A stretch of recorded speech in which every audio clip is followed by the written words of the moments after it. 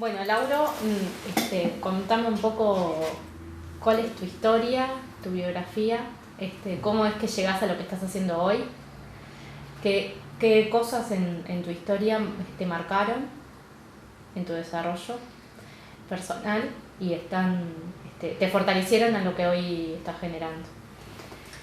Capaz que está bueno contar que yo empecé a caminar temas alternativos, se llaman ahora, o temas relativos a la búsqueda, cuando me di cuenta que había algo más que lo que podía ver y que lo que formaba parte de mi entendimiento cotidiano. Yo de niño tuve algunas experiencias simples, cosas sencillas, pero que me activaron a investigar ese algo más no tan evidente.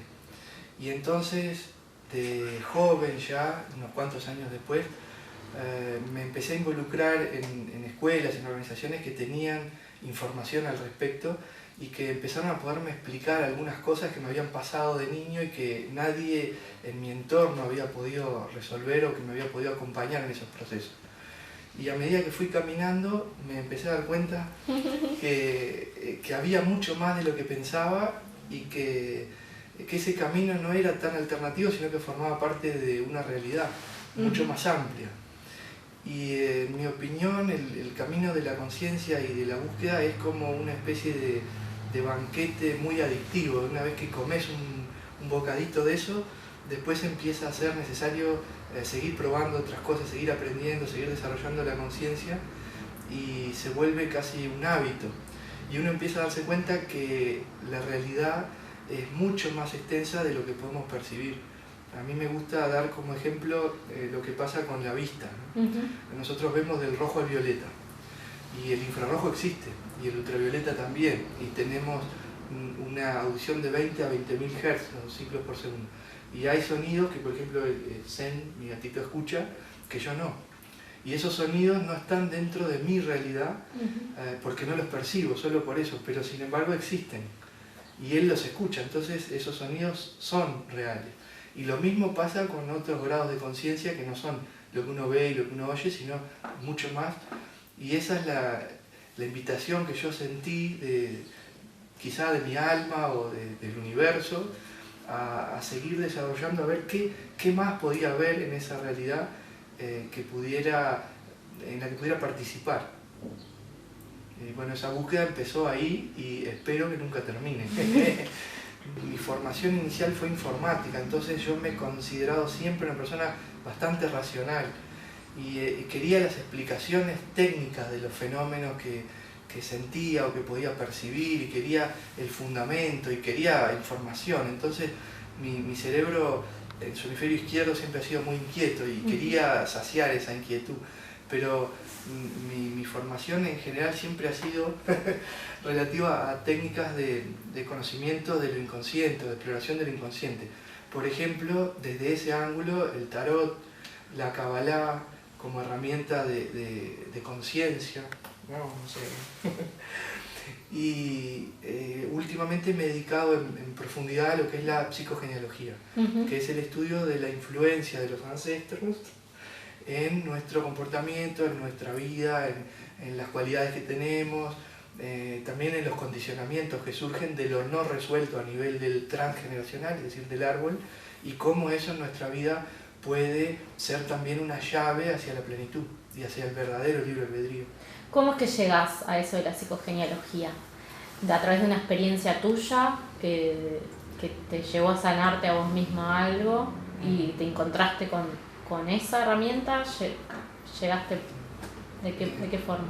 Esa última parte que tú mencionaste es perfecto porque es el disparador más importante para mí. Yo conocía la psicogenealogía por estudios relativos a lo inconsciente, por la hipnosis ericksoniana, por la biología total, la conocía por diferentes ángulos y había leído el tema, estaba informado, pero no me había generado un despertar en ese sentido o un interés singular como tengo ahora en el tema. Y por algunas experiencias terapéuticas en las que pude sentir en carne propia la potencia que eso tiene, la efectividad que tiene, hice un clic y dije, bueno, esto realmente es efectivo y quiero saber qué está pasando y qué más hay, y empecé a estudiarlo con esa intención. Después, como vi que era realmente así de amplio y así de profundo, empecé a incorporarlo en mi funcionamiento terapéutico, que en ese momento yo trabajaba así. Y vi la efectividad también con las personas. Y entonces terminé incorporándolo a lo que hacía desde hace mucho, que es la docencia, porque me pareció fundamental transmitir eso y acompañar los procesos de otras personas y habilitar esa herramienta de una forma mucho más general, que se conozca más, que se pueda incorporar y que se utilice, porque es, desde mi punto de vista, valiosísimo. Cuando casi que por sincronicidad, porque no voy a decir suerte, ni azar, ni casualidad, que son casi como palabras que habría que revisar del diccionario, y tampoco voy a decir causa y efecto porque tiene ciertos límites de linealidad, pero sí voy a hablarte de sincronicidad. Cuando por sincronicidad me encontré mirando mi árbol, patrones que sucedían, que eran repetitivos en mi vida, o patrones limitantes, cosas que yo veía que tenía mucha dificultad o incluso carencias que no podía terminar de resolver. Empecé a entender en ese mapa por dónde venían, qué cosas, cuáles eran las semillas de esos procesos y qué había en mí, y desde qué había en mí podía responsabilizarme y empezar a desbloquear eso. Ese momento fue clave en mi vida y marcó realmente un antes y un después en todos los planos. Primero, por supuesto, pasé por una gran crisis, fue una especie de desmoronamiento de la existencia, si se quiere, para decirlo un poco dramático, pero fue así porque el plano físico, emocional, psíquico, laboral, económico, todo cimbró. Y yo en parte no podría negar que lo disfruté porque me daba cuenta que de eso tenía que surgir algo nuevo. No sabía, y esa era la inquietud que tenía en ese momento, si ese algo bueno iba a ser rápido o no, si iba a resistir ese cimbronazo en el tiempo, qué iba a pasar no lo sabía. Pero sí sentía que se estaba gestando algo nuevo, y cuando empezó a florecer ese algo nuevo, yo noté los cambios enseguida, también en todos los planos, pero fue significativo. Y logré sanar muchas heridas que no había podido enfocar porque las veía afuera, y entonces no tenía autoridad interna para empezar el proceso de sanación interior, como yo las estaba proyectando en las cosas, en las circunstancias, en otras personas, entonces no estaba responsabilizándome, y la psicogenealogía me enseñó a poder hacerme cargo de ese proceso, pero amorosamente, no desde la culpa, desde el rencor, sino desde la sanación, desde un proceso de integrar eso como parte de los escalones de esa escalerita que te permite cambiarte de habitación. Esto que traes, que tiene que ver con un camino hacia adentro, ¿no? Como un resultado de la sanación de cada uno, que es diferente a lo que nos enseñaron, ¿no? Que es todo viene desde el afuera y yo soy una víctima de mi realidad, de lo que me está pasando. Mis padres no los elegí, estos son así, y esas como versiones o frases que están en nuestro mundo cotidiano, que tienen que ver con esta es la realidad que me tocó, y lo que vos ahora nos estás trayendo es un poco que mi realidad está dentro y yo la creo y soy responsable y consciente de que la puedo modificar, ¿no? Y de alguna manera, claro. Y trascender. Contanos un poco esto de un poco más profundo desde el lado que vos lo estás trabajando. Capaz que el primer paso es cambiar el pensamiento, porque la realidad que nosotros vivimos básicamente está conformada por lo que creemos que estamos viviendo y percibimos. Entonces, cuando pensamos que somos víctimas de las circunstancias, estamos siendo víctimas de las circunstancias, pero no tanto de las circunstancias de origen, sino de esa circunstancia que es creer que somos víctimas de. Y al creer eso, todo nuestro comportamiento, y hoy en día se sabe que hasta nuestra biología se va a adaptar a esa realidad, y vamos a estar viviendo una situación de opresión, de restricción, de dolencia, de límite. Entonces, el primer paso sería entender que todo lo que nosotros sentimos o pensamos es maleable. Desde ahí la psicogenealogía propone entender que a nosotros nos fue útil nacer para experimentar esta realidad, para desarrollar lo que llamamos la vida, que tampoco terminamos de entender mucho de qué se trata generalmente. Y entonces esa situación no es un castigo o un esquema opresivo o culposo, sino que es escalón para proyectarse. Entonces son situaciones o circunstancias que nos permiten entender. Es un punto de partida, no es una cárcel. Y cuando uno empieza a entender, cuando digo entender me refiero a aplicarle conciencia a ese escenario que tal vez sí fue doloroso, o sí fue carente, o sí fue restrictivo en un punto, cuando empieza a entender qué generó en uno, qué generó en el entorno, para qué se proyectó, empieza a soltar esas cadenas. Es muy rápido el proceso, por eso a mí me encanta la psicogenealogía, porque me parece una herramienta fantástica hoy en día, que vivimos a ritmos bastante acelerados y que necesitamos efectividad, y la psicogenealogía lo permite. Lauro, ¿de qué te desencadenaste? Bueno, ¿tienen un rato?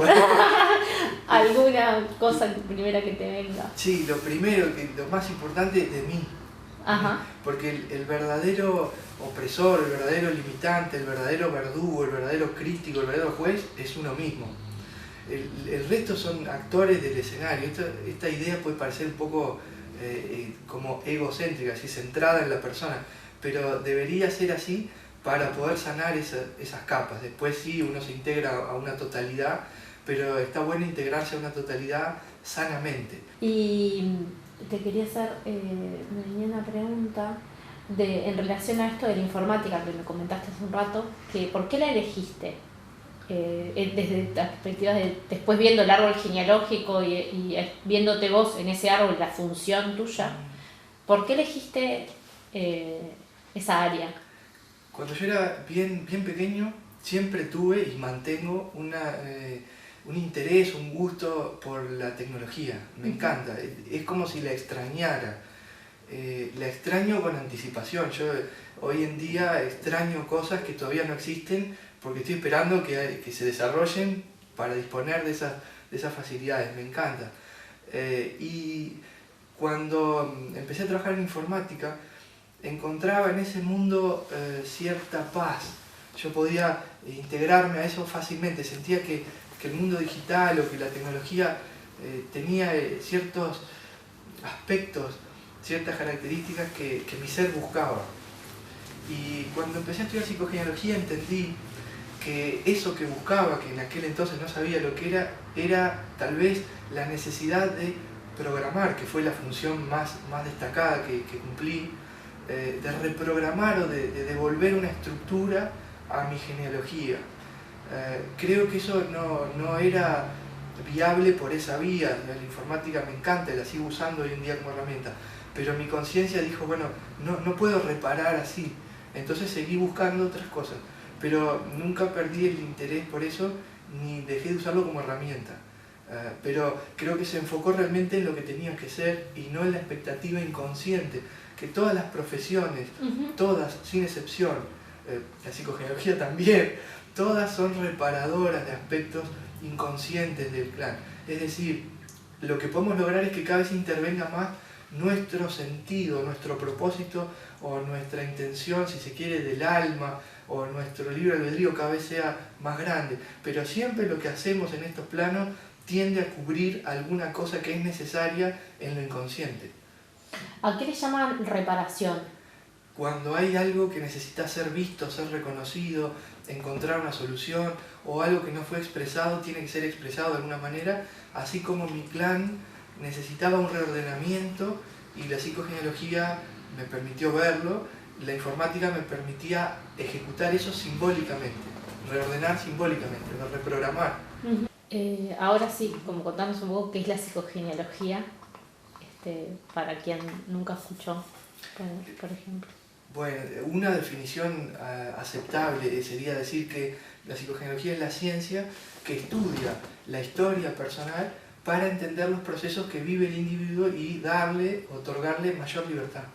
Y por lo tanto mayor plenitud, mayor energía vital, mayor posibilidad de tener éxitos, logros, o por lo menos de sentirse feliz. Y básicamente es eso. La palabra mismo describe, es el estudio del alma, sí, de la genealogía. Es decir, que se entiende que nuestra familia no es algo circunstancial, externo a nosotros, que nos tocó y que no tiene nada que ver, sino que es parte de un sistema orgánico del cual nosotros somos uno de los órganos vitales. Y es una premisa fundamental, integrarlos a todos y honrarlos a todos hasta donde sea posible para cada uno, porque es como si una persona fuese una receta compuesta por varios ingredientes, y algunos de esos ingredientes son su pasado, sus padres, sus abuelos, sus bisabuelos, todo el árbol orgánico, y uno hablara mal de uno de esos ingredientes. Es como si yo tratara de vender un budín y digo que uno de los ingredientes es tóxico, y es horrible, y es un veneno, pero compren el budín que está buenísimo, y coman un pedazo para probar que es delicioso. Y acabo de decir que hay un ingrediente tóxico, nadie va a querer comer una rodaja de eso, ¿no? Entonces muchas veces nosotros nos presentamos al mundo hablando mal de un ingrediente que nos compone, y cuando estamos, por ejemplo, muy enojados y no entendemos un proceso de un padre, de una madre, de un abuelo, de un hermano, de un tío, que puede tener un sentido, puede haber un dolor real, puede haber un conflicto, pero cuando no logramos resolverlo de una manera mínimamente satisfactoria, estamos hablando mal de un componente de nuestra propia formación, y entonces nos perjudica mucho y impide nuestra evolución. No se habla de un perdón universal, o se habla de un entendimiento. Eso es básicamente la psicogenealogía. Bien. Yo tengo el mismo nombre adaptado, pero de mi abuelo materno. Mi abuelo materno se llamaba Laurentino, murió antes que yo naciera. Yo me llamo Lauro por él, tengo fechas en coincidencia con él, posición, que es una cosa técnica, con él, parecido con él, y otras cosas más, bueno, género, todo un montón de cosas más. Eso se llama simetría fuerte. Es cuando vos doblás a alguien en muchos aspectos, y entonces sos una imagen de esa persona para el clan. Entonces, cuando me di cuenta de eso, que demoré en darme cuenta, no fue que yo ya estaba estudiando psicogenealogía, había abierto árboles de otros y les había ayudado a otros a darse cuenta y a hacer sus caminos, y no me había dado cuenta de lo obvio. Y cuando me di cuenta, sí, porque los puntos ciegos operan así, ¿no? Cuando me di cuenta, agarré toda esa información y viajé a Buenos Aires a ver a mi vieja, voy de vez en cuando a saludarla y eso, y llevé el material y le dije, mira, tenés un ratito, te quiero mostrar algo. Se sentó a ver, le dibujé el árbol y le dije, mira, ¿viste que yo tengo el nombre de tu papá? Claro, me dijo, yo te lo puse por eso. ¿Y viste que esta fecha coincide? Ah, no me he dado cuenta, mira. ¿Y viste que el número de orden y también? ¿Y viste que yo soy parecido? Ay, sí, parecido sos, porque no sé qué, porque las orejas, porque... Y viste que no sé qué, y viste que no sé cuánto. Y cayó. Y entonces cuando yo esperé que ese momento pasara, porque ese es el momento que necesitamos que pase, ¿no? Es el shock de la toma de conciencia. Ahí significa que se asoció el contenido inconsciente a nivel racional consciente. El cerebro hizo ¡pac! Y la persona hace un mini shock. Cuando ella hizo ese mini shock, yo estaba disfrutando ese momento porque era el momento de mi liberación. Cuando ella hizo eso, yo le dije, bueno, ahora pensá qué implicancias tiene para ti eso. Porque para mí tiene implicancias. Y entonces fue como un ratito de y claro, nos empezamos a dar cuenta los dos mil cosas que nos habían pasado en el vínculo de madre a hijo, de hijo a madre, y en el vínculo familiar, y en el vínculo social, y en todo lo que había pasado, clarísimas. Expectativas que yo tenía respecto a cómo mi madre tenía que tratarme a mí, expectativas que ella como madre tenía de cómo su hijo tenía que ser o funcionar, expectativas respecto a mi abuela, toda la dinámica cambió. Y al otro día cambió la relación que teníamos. No era para nada mala, pero fue aún mejor porque se cayeron reclamos, cosas, había cosas que no tuvieron más sentido, porque quedó como entendido por qué era eso. Y cuando vos entendés que el vecino que te hace ruido porque trabaja de noche, y entonces viene a una hora que vos querés descansar, pero él no hace ruido para molestarte a ti, llega a esa hora, ya tu sensación de molestia cambia, porque entendés que, bueno, tiene que abrir la puerta a su casa, y cuando la cierra va a hacer ruido. Cuando entendés que, no sé, un animalito rasca una puerta, y decir, ¿por qué rasca esa puerta? Y porque ahí está la comida y quiere comer y tú te olvidaste, entonces rasca porque quiere que ya no te moleste, como que entendés, eso es lo que sana. Me pasó eso. Lauro, pasando a otro capítulo, ¿cómo definirías vos la conciencia? ¿Qué entendés vos por conciencia? Digamos que mi opinión de la conciencia es el ancho de banda que soy capaz de procesar de lo que es la realidad. Es decir, la realidad es una franja casi infinita de frecuencias y de cosas simultáneas, es algo multidimensional, es muy complejo. Mi conciencia o la conciencia para mí es qué tanto de todo eso yo puedo tomar y procesar, entender. Eso sería para mí la conciencia. ¿Podemos hablar de que existe un nuevo hombre o existe un hombre consciente que está ahora como en este último tiempo apareciendo? Y si existe, bueno, ¿cuáles son estas características que tiene? El que le permite tener ese ancho de banda, ¿no? O el que se hace consciente de que existe un ancho de banda y que puede navegar dentro de ese ancho de banda, por ejemplo. Y te doy esas dos premisas ahora como para desarrollar. Bien. Ahí va, sí. Sí, estoy de acuerdo con esas ideas. Yo creo que ahí, por ejemplo, la informática, bien aplicada, porque la tecnología está bueno que sea bien aplicada, sirvió muchísimo para acelerar los procesos porque apoyó la comunicación. Y la comunicación es la herramienta básica del aprendizaje. Y el aprendizaje es la herramienta básica de la conciencia.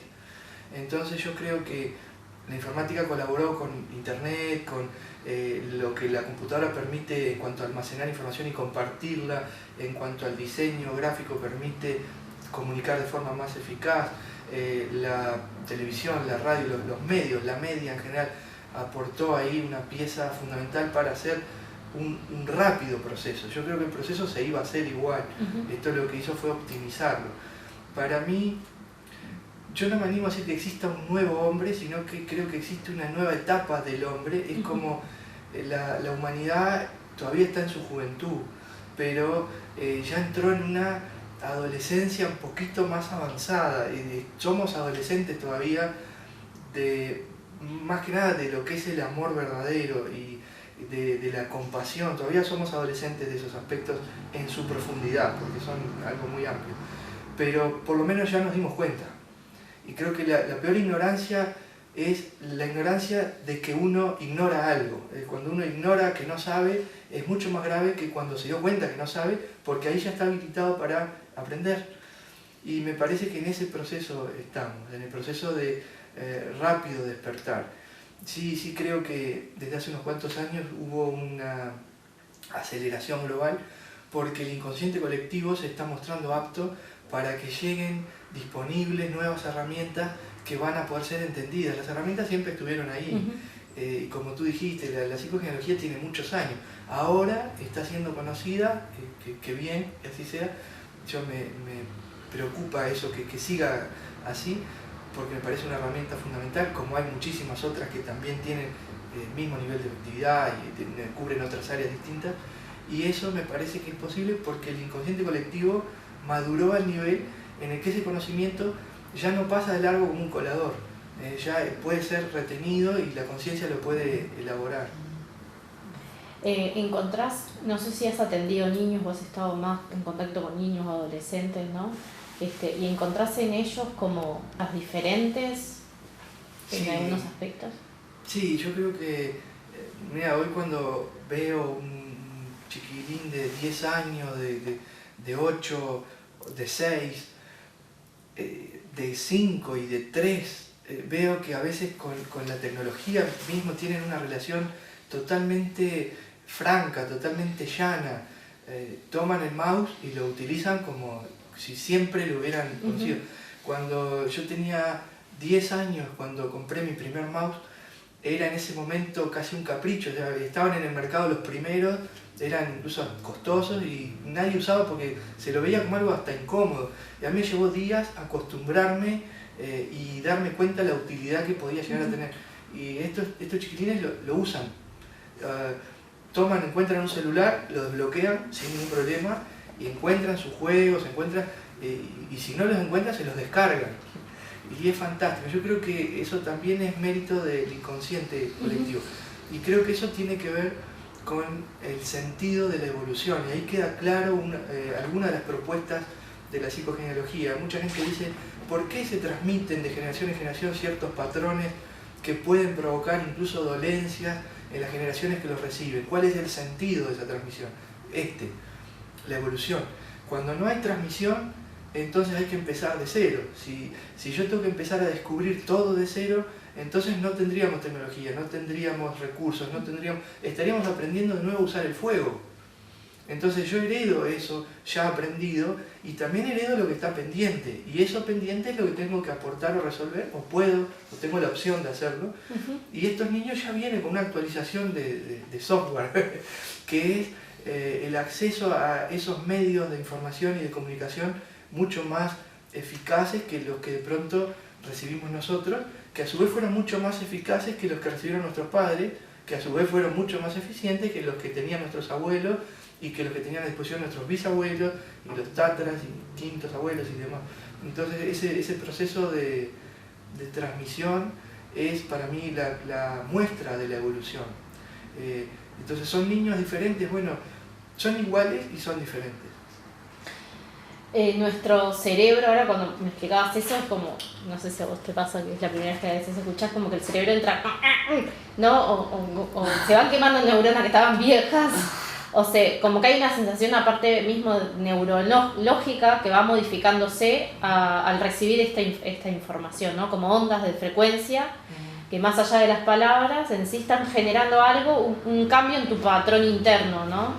Que esto supongo que tiene un poco lo que le pasó a tu madre cuando vos esperabas eso, es que algo en neurológico se está modificando. Sí. Entonces estaría como activándose partes del cerebro que hasta ahora estaban más dormidas. Yo creo que el cerebro es apenas, y ni más ni menos que, el aspecto material de la mente. Es decir, creo que vale la pena diferenciar lo que es la mente del ser del cerebro. La mente tiene más que ver con el observador, con la conciencia que está sintiendo cuando uno dice tengo frío, tengo calor, estoy contento, siento alegría o amor o enojo. El sintiente para mí es el ser. Y eso está más asociado a lo que es la mente, o algunos lo llaman la mente superior. Y el cerebro es el órgano biológico que tiene la suficiente densidad y es electroquímicamente apto como para gobernar el cuerpo y algunas funciones que tienen que ver con lo orgánico y con lo visible o lo material, y lo suficientemente sutil a la vez como para conectar con las señales de la mente. Entonces cuando nosotros logramos comprensión o ampliamos nuestra conciencia sobre ciertos temas, que muchas veces no es que estemos aprendiendo nada, sino que estamos recordando, la mente queda habilitada para manejar un flujo de conciencia mayor. Es como que el ancho de banda se actualiza y uno abre más ancho de banda. Y ahí el cerebro automáticamente tiene que adaptarse a ese ancho de banda. Entonces, no sé si podría tal vez decir o no que despierte o no despierte, pero activa zonas que a lo mejor no estaba usando para esa función o que estaban latentes, pero que ahora las necesita porque uno empieza a utilizar eso. Pasa, por ejemplo, con algunos electrodomésticos. Cuando uno compra una aspiradora nueva y utiliza el encendido y el apagado y los accesorios normales como para limpiar, y un día se da cuenta que tiene un accesorio que permite limpiar mejor las esquinas, y entonces lo prueba por primera vez y todo el equipo se está adaptando a ese accesorio y hay un funcionamiento diferente. O cambia la potencia porque se da cuenta que con ese accesorio tiene que subir o bajar la potencia, y capaz que es la primera vez que activó esa perilla. Entonces, de nuevo podemos decir que la perilla siempre estuvo y estuvo disponible. Lo que pasó fue que la persona que usaba ese equipo nunca había tenido interés en probarlo, o nunca se había dado cuenta que podía usarlo.